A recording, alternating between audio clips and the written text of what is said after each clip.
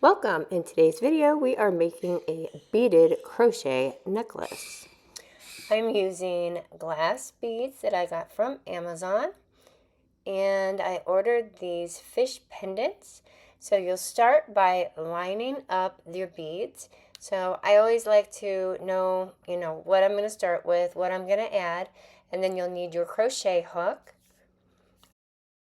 I'm using a 1.50 millimeter.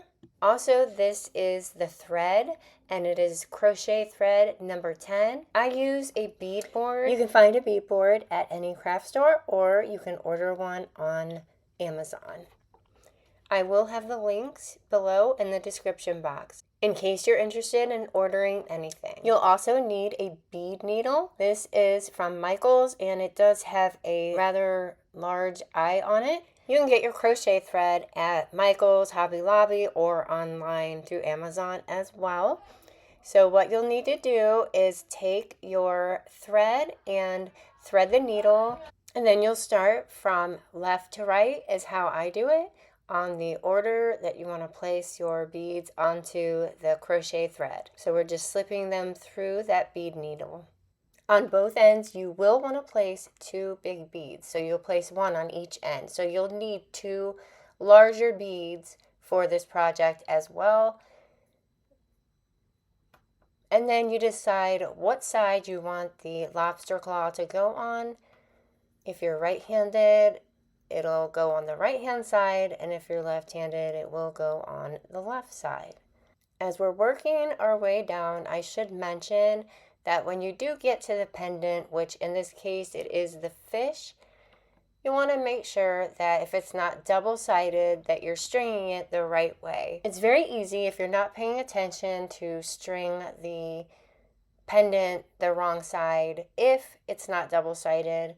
It's happened to me a few times, but then if it does happen, you have to fasten it from the opposite side, which goes along the line of if you're using a lobster claw, which I am, what side and what hand are you? So right side, right-handed, left side, left-handed.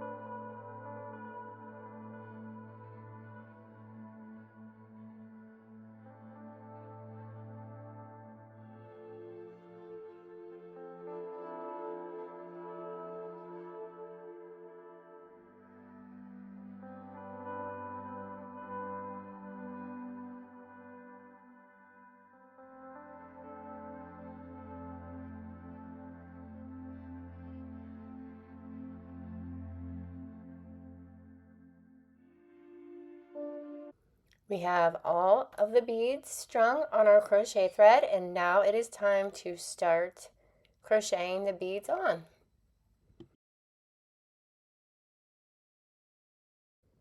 We're going to start by making a slip knot.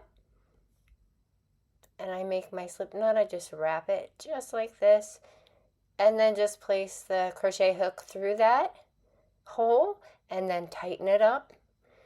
It is somewhat difficult to work with such a small needle if you're not used to it. It definitely takes some getting used to. So we're going to start by making a chain.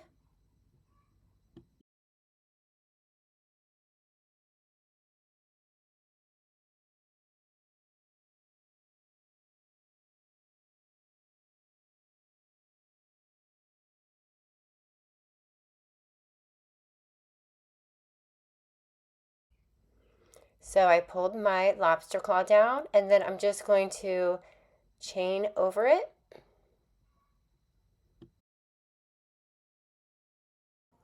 We're adding the big bead, and then we will chain over it. The big bead can be kind of tricky, so you'll want to make sure you hold onto it and have a good grip on it, and just make sure you make a tight chain. Now we're going to chain 25. Again, this crochet hook is somewhat difficult to work with and does take some practice. For my next necklace, I think I am going to move up a needle because I absolutely just cannot stand using this needle, to be honest. I am going to move up to probably a 2.5 maybe, or a 2 millimeter, but I will definitely let you know. But for now, we're chaining 25, and then we will bring down our next bead.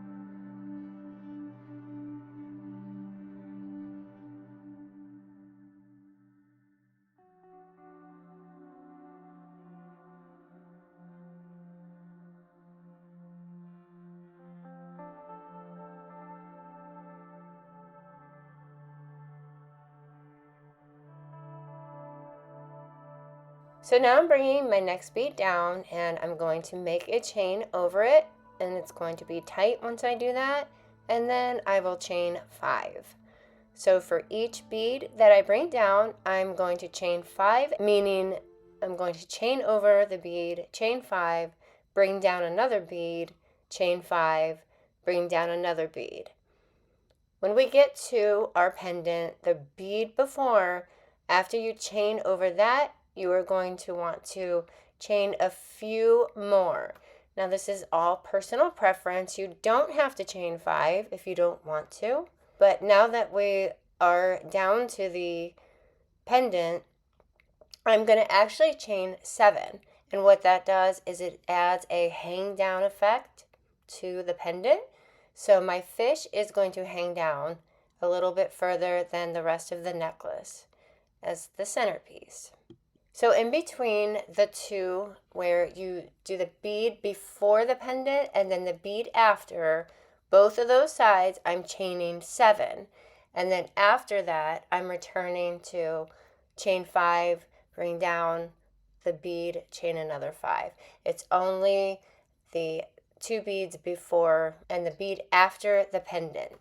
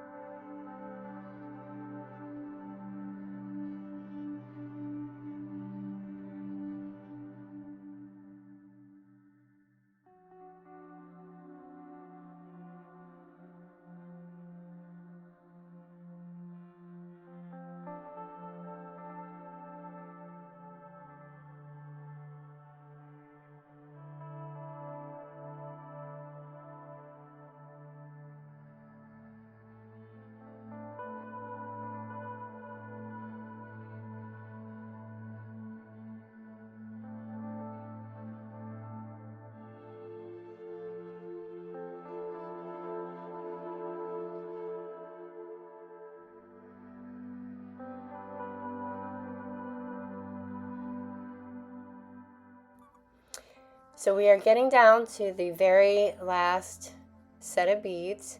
So as I'm chaining 5, I'm going to then continue and I'm going to chain 25 to bring us to our last big bead.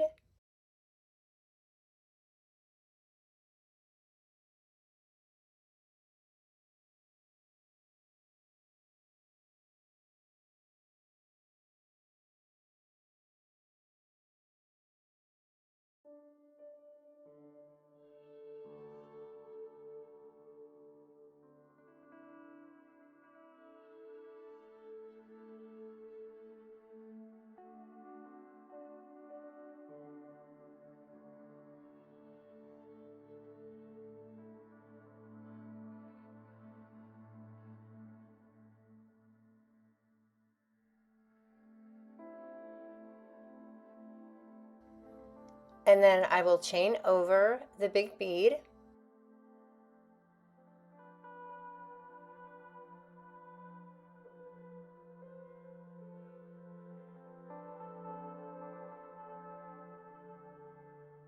And then I'm going to chain 1. I'm going to get my scissors and give the thread a cut. You'll want to leave about 5 inches to weave the tail in. And you're just going to take your crochet hook and pull on that yarn. Just pull it up and it comes out, and then tighten it. Now we're just going to take our needle and work that thread in. This is our loose end. We're just going to work it in, over and under, and make sure it's secure. And then we will do that on both sides. After you're done weaving the tail in, you will take a pair of scissors and cut that off so you can't see it. I'm filming this because a lot of people have a question when somebody says to take your loose ends and weave them into the project or sew them into the project. A lot of people like to see exactly what that means and how to do it. So this is why I'm showing you. So it's basically just an up and down process a few times, making sure that that tail is secure.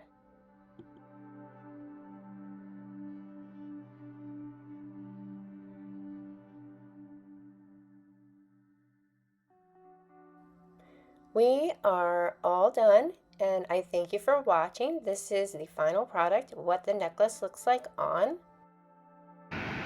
If you found this video helpful, please let me know. Thank you so much for watching, and I will see you at the next video.